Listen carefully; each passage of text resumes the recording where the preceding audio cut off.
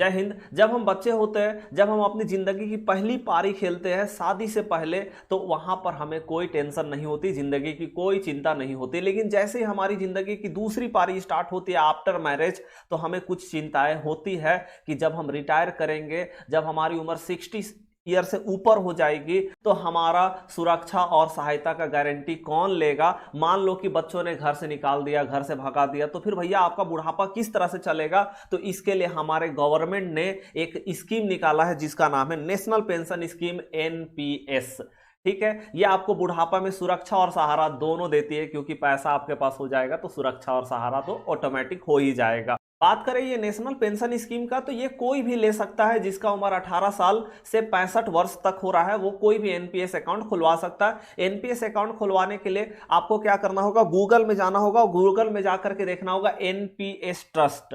आप वहां जाएंगे उस वेबसाइट में, तो वहां पर आपको एनपीएस अकाउंट खोलने का फॉर्म मिल जाएगा, वहां आप फिलअप करके एनपीएस अकाउंट खुलवा सकते हैं। या दूसरा ऑप्शन है कि मोबाइल में इसका ऐप भी आता है, आप वहां पर भी जाकर के अपना एनपीएस अकाउंट खुलवा सकते हैं। एनपीएस का फुल डिटेल वीडियो मैंने आपको आई बटन में दे दिया है, आप वहां से जाकर के देख लेना। आज हम बात करेंगे नेशनल पेंशन स्कीम एनपीएस। दो टाइप की होती है, इसमें दो तरह का अकाउंट खुलता है, टीयर 1 अकाउंट और टीयर 2 अकाउंट। देखो, टीयर 1 अकाउंट भी 18 साल से 65 वर्ष तक के लोग खुलवा सकते हैं, या तो फिर टीयर 2 जो है वो भी 18 साल से 65 वर्ष तक के लोग खुलवा सकते हैं। लेकिन इस पे एक कंडीशन ये है कि जब तक आपका टीयर 1 अकाउंट नहीं होगा एनपीएस में, तब तक आप टीयर 2 अकाउंट नहीं खुलवा सकते हैं। मतलब जब आप एनपीएस अकाउंट खुलवा रहे हैं ना, तो सबसे पहले जो आपका अकाउंट खुलेगा वो है टीयर 1।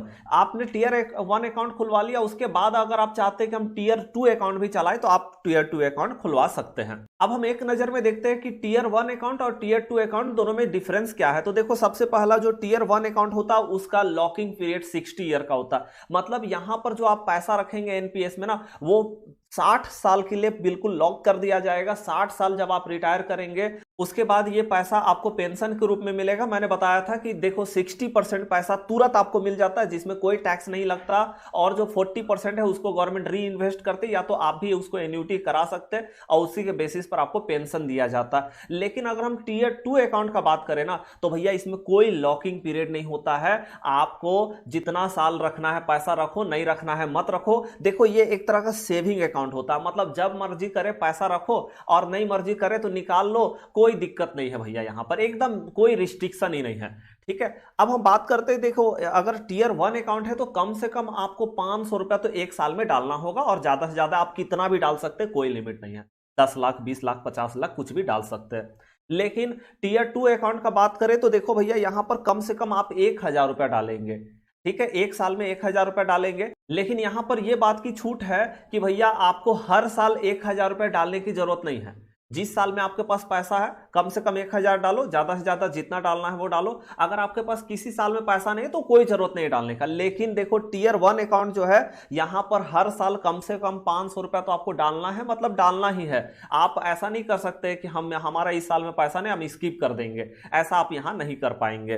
बात करें टैक्स बेनिफिट का, तो अगर आपका टीयर 1 अकाउंट है तो आपको 2 लाख रुपए तक का छूट मिलता है। 80CCC में 1,50,000 का छूट, और 80CCD में 50,000 रुपए तक का छूट मिलता है। लेकिन हम बात करें टीयर 2 अकाउंट में, तो यहां ना तो कोई लॉकिंग पीरियड है, ना तो कभी पैसा डालो जब मन करे तब पैसा निकाल लो, कोई दिक्कत नहीं है। ठीक है, तो यहां पर किसी भी तरह का कोई छूट, टैक्स बेनिफिट आपको नहीं मिलता। और देखो, टीयर 2 अकाउंट से जो पैसा आपको मिलेगा ना, वो भी भैया टैक्सेबल है। अब हम बात कर लेते हैं कि देखो 60 ईयर के बाद, क्योंकि आपको पता है टीयर 1 अकाउंट 60 ईयर के लिए लॉक कर दिया जाता है, उसके बाद ही आप पैसा निकाल सकते हैं। तो देखो 60% पैसा आपको तुरंत मिल जाता है, और ये बिल्कुल टैक्स फ्री, इसमें कोई टैक्स नहीं लगने वाला। और जो 40% पैसा है उसको आप री इन्वेस्ट करेंगे, या तो गवर्नमेंट उसको एन्युटी करा देगी, और उसी के बेसिस पर आपको लाइफ टाइम पेंशन मिलता है। जब तक आप जिंदा रहेंगे, नहीं रहेंगे तो आपके परिवार को पेंशन दिया जाएगा। लेकिन टीयर 2 अकाउंट का बात करें तो भैया यहां पर जो भी अमाउंट आपको टोटल बेसिस पर मिलेगा वो बिल्कुल टैक्सेबल होगा, एज पर स्लैब। मींस हो गया